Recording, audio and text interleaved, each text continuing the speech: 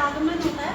इसके पहले थोड़ा सा हम लोग ये देख लेते हैं कि जो है मानसून का हम लोग जानते हैं कि जो जून के पहले जो है ये जेट स्ट्रीम जो है भारत में जून से पहले अभी कायम रहती है, लेकिन जून के प्रारंभ होने से वो क्या है वो उत्तर की ओर खिसक जाती है। तो ऐसे में क्या होता है कि कर्क रेखा जो है 23.5 डिग्री नॉर्थ है और मकर रेखा 23.5 डिग्री साउथ है। ठीक है, तो अब सूर्य जो है हमारा जून के महीने में याद करिए 22 जून को सूर्य की स्थिति क्या होगी, उत्तरायण होगी, मतलब कि कर्क रेखा के लंबवत होगी। तो हम जानते हैं कि कर्क रेखा की लंबवत होगी सूर्य होगा सूर्य, तो ये जो ताप कटिबंध है ये भी क्या होगा, अभी जो 21 मार्च को ये भूमध्य रेखा के सामने था वो क्या होगा, खिसक के उत्तर की ओर चला जाएगा। तो याद करिए कि हम लोगों ने पढ़ा था कि यहाँ पे डोल्ड्रम जो है 5 डिग्री नॉर्थ भूमध्य रेखा के और 5 डिग्री साउथ है भूमध्य रेखा के। यहाँ पर क्या होता है कि यहाँ पे हवा जो है गर्म होके ऊपर उठती है और वो कहाँ पे बैठती है, 30 से 35 डिग्री अक्षांश के मध्य में बैठती है। ठीक है, और यहाँ वहाँ से हवा जो है इस जगह को भरने के लिए आती है जिसका क्या नाम है, व्यापारिक पवन। क्या नाम है, व्यापारिक पवन। अब ये इस पवन का जो डायरेक्शन है वो क्या होता है, उत्तरी गोलार्ध में अपनी दाईं ओर और दक्षिणी गोलार्ध में जो है यहाँ से पवन जो चलती है अपने बाईं ओर चलती है। ये डायरेक्शन क्यों मुड़ जाता है, कोरियालिस बल के कारण मुड़ जाता है। ठीक है, तो एक और चीज हम लोगों ने पढ़ा था कि यहाँ पर भूमध्य रेखा के दोनों ओर एक हवा चलती है जो कि नियमित रूप से चलती है, कि उसकी दिशा क्या होती है, पश्चिम से पूर्व होती है। इसका क्या नाम है, विषुवतरेखीय पछुआ पवन। क्या नाम है, विषुवतरेखीय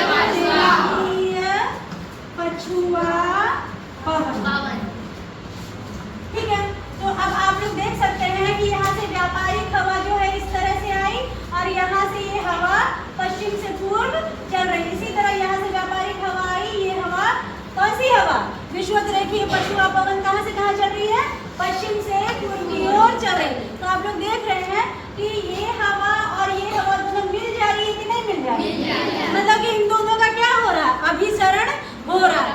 तो इसका क्या नाम है, अंतरा उष्ण कटिबंधीय अभिसरण। क्या नाम है, अंतरा उष्ण कटिबंधीय अभिसरण। ठीक है, तो भूमध्य रेखा के उत्तर में इसको बोलते हैं उत्तरी अंतरा उष्ण कटिबंधीय अभिसरण और भूमध्य रेखा के दक्षिण में क्या नाम इसका है, दक्षिणी अंतरा उष्ण कटिबंधीय अभिसरण, ITCZ, मतलब कि इंटर ट्रॉपिकल कन्वर्जेंस जोन है ना। तो इसके आगे साउथ लगा देंगे तो दक्षिणी और नॉर्थ लगा देंगे तो उत्तरी। ठीक है, तो इस तरह का जोन यहाँ पे भूमध्य रेखा के उत्तर में और दक्षिण में बना हुआ है।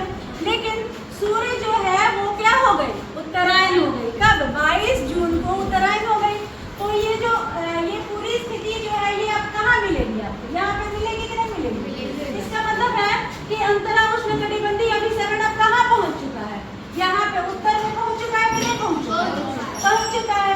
तो जब ये जो है यहाँ पर ये जो आपका दक्षिणी अंतरा उष्ण कटिबंधीय अभिसरण क्या हुआ, भूमध्य रेखा को पार कर गया कि नहीं पार कर गया, पार कर गया। ये तो ताप है, वायु है, इसकी स्थिति कहीं पे चेयर लगा के बैठी हुई तो है नहीं, सूर्य के साथ ही ये ऊपर नीचे हो रही है। जैसे कि हम बता रहे हैं कि सूर्य अगर उत्तर में जा रहा है तो ये अभिसरण उत्तर की ओर, भूमध्य रेखा पर है तो ये भूमध्य रेखा पर, और अगर दक्षिणायन हो गया तो ये दक्षिण की ओर आ जा रहा है कि नहीं आ जा रहा है।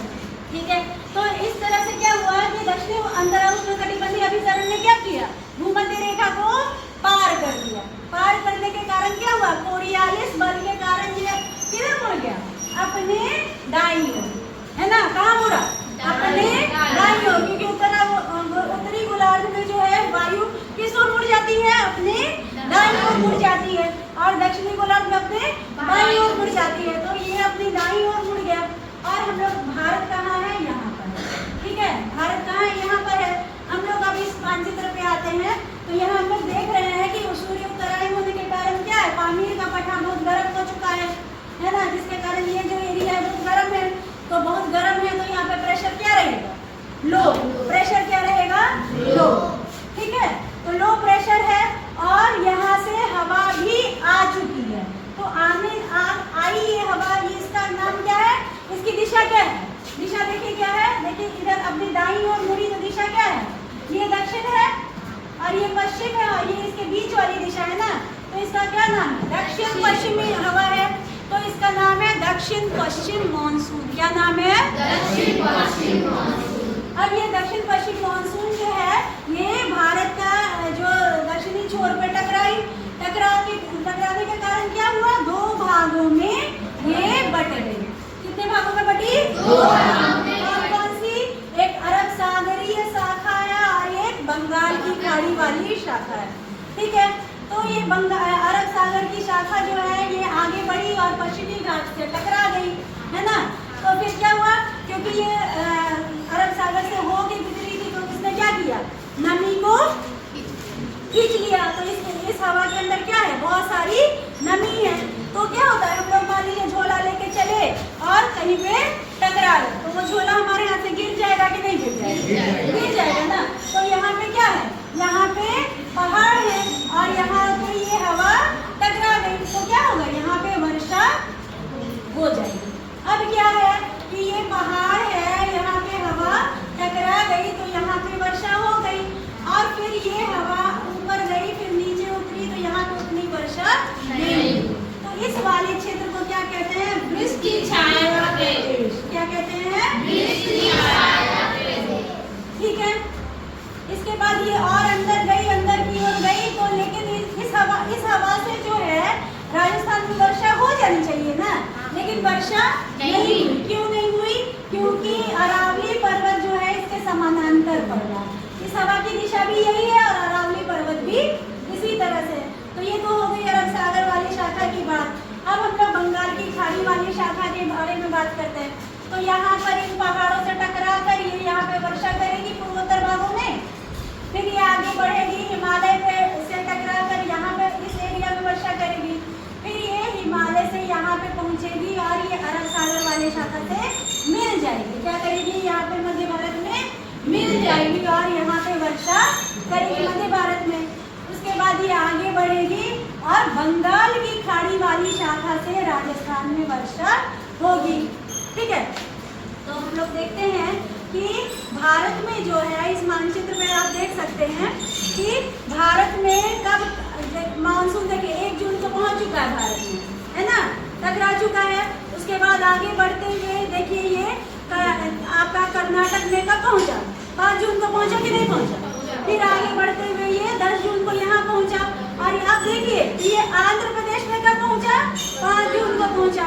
फिर ये यहाँ पे पूरा डेट जो लिखा हुआ है जैसे 5 जून को ये बंगाल की खाड़ी वाली शाखा जो है ये बंगाल की खाड़ी को पार करते हुए बंगाल वगैरह में पहुँच के पूर्वोत्तर भाग में पहुँच के वर्षा किया इसने।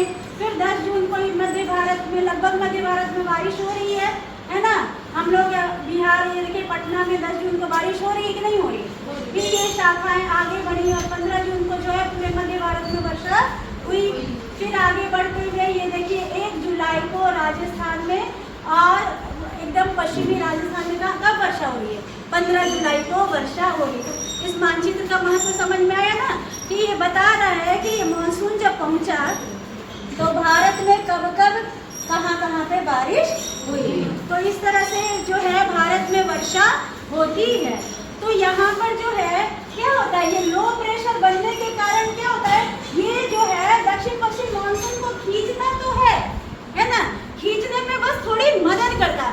हम ये नहीं कह सकते हैं कि यहाँ पे लो प्रेशर बना तो इसने क्या किया, हवा को खूब खींच लिया, ऐसा नहीं है। मुख्य रूप से बारिश कैसे हो रही है, ये अंतरा उष्णकटिबंधीय अभिसरण के भूमध्य रेखा को पार करने के कारण ये बारिश भारत में हो रही है।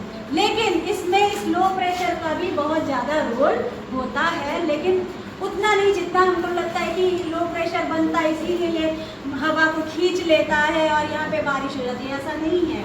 ये मदद जरूर करता है, लेकिन मुख्य रूप से बारिश कैसे होती है, ये अंतरा उष्णकटिबंधीय अभिसरण के भूमध्य रेखा को पार करने के कारण। पार किया तो क्या किया, ये समुद्र के ऊपर ये हवा चली और हवा समुद्र के ऊपर चलने के क्या कारण हुआ, इसने नमी को सोख लिया। नमी को सोखा तो ये पर्वतों से टकराई और वर्षा करती रही। वर्षा होती है।